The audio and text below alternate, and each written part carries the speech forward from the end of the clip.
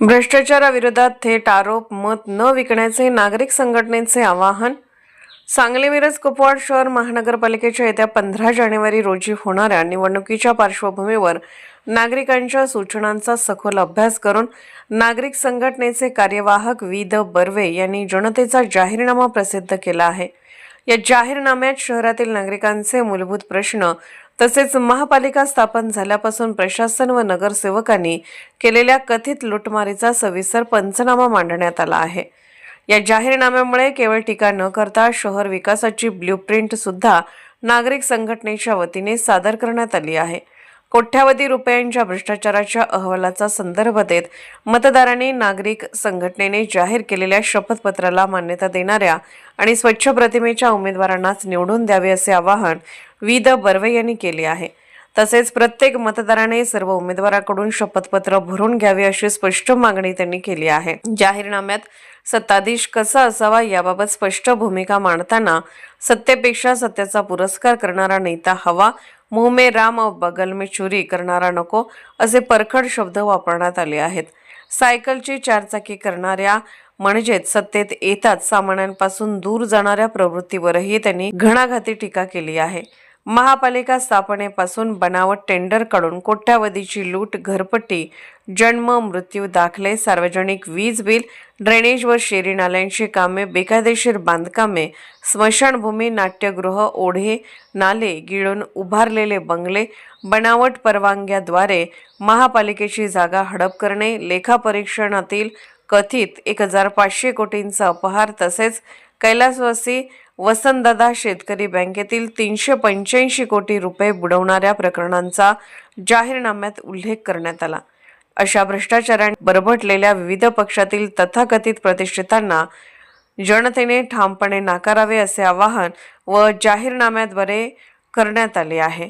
या जाहीरनाम्यातील माझे आरोप जर खोटे सिद्ध झाले तर दिली जाणारी कोणतीही शिक्षा भोगण्यास मी तयार आहे असे स्पष्ट आव्हान वी.द. बर्वे यांनी दिले आहे।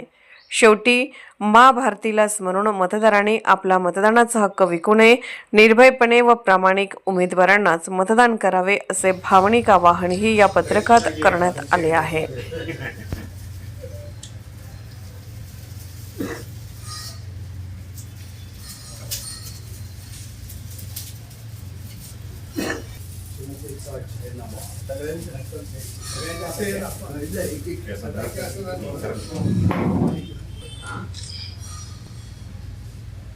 सगळ्या राजकीय पक्षात तुम्ही आघाडीवरती आहे।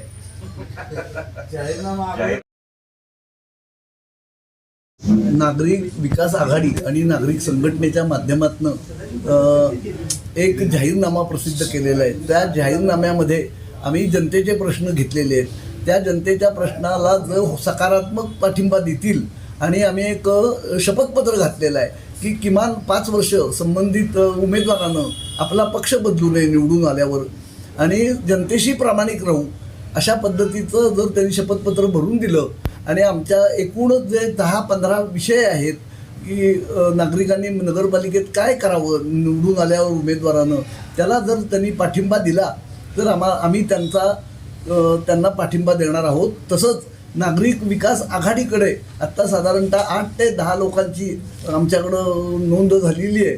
त्यांनाही आम्ही हीच अट घालणार आहोत की आपण आमचा जाहीरनामा आणि शपथपत्र हे भरून द्यायला पाहिजे आणि मगच आम्ही तुम्हाला पाठिंबा देऊ। या पद्धतीनं आम्ही जे प्रश्न उपस्थित केले ते नागरिकांच्याकडनं घेऊन केलेले आहेत। आम्ही अनेक ठिकाणी फिरलो, मी सुद्धा वैयक्तिक फिरलो, आमचे सर फिरले, जे हे साहेब फिरले आणि त्यांनी त्यांच्याकडनं आलेल्या प्रश्नावर आम्ही आमचा जाहीरनामा प्रसिद्ध केलेला आहे। त्याला अनुषंगून आम्ही ठिकठिकाणी अशा सभाही घेणार आहोत, चौक सभा, आणि त्यातनं आमचा लोकांना चांगल्या उमेदवारांच्या संदर्भात प्रचार करणार आहोत। जाहीरनामा प्रकाश लोकांच्याकडं मी साधारणतः 15,000 प्रति मी छापलेले आहेत। या प्रति जास्तीत जास्त मतदारांपर्यंत पोहोचवण्याचे वेगवेगळे मार्ग मी स्वीकारलेत। जिथं आम्ही सभा घेऊ, चौक सभा, तिथेही आम्ही हे वाटू आणि नागरिकांना असं म्हटलेलं आहे की ह्याची एक आम्हाला ऐच्छिक मूल्य द्या कारण ह्यालाही खर्च आहे। तर जर कुणी दिले तर आम्ही तेही स्वीकारणार आहोत। त्याचे 10 रुपये आम्ही म्हटलेलं आहे। ह्याच्यामध्ये साधारणतः सांगलीतले सगळे प्रश्न जेवढे किंवा आता अगदी एक चांगलं उदाहरण सांगतो की ठळक प्रश्न तेवढे सांगा. 1500 कोटी रुपये या महापालिकेचे वसूल पात्र रक्कम आहेत आणि त्याचे फायनल निकाल आहेत की ते वसूल झालेच पाहिजेत, पण महापालिका एक नवा पैसा सुद्धा वसूल करत नाही आहे.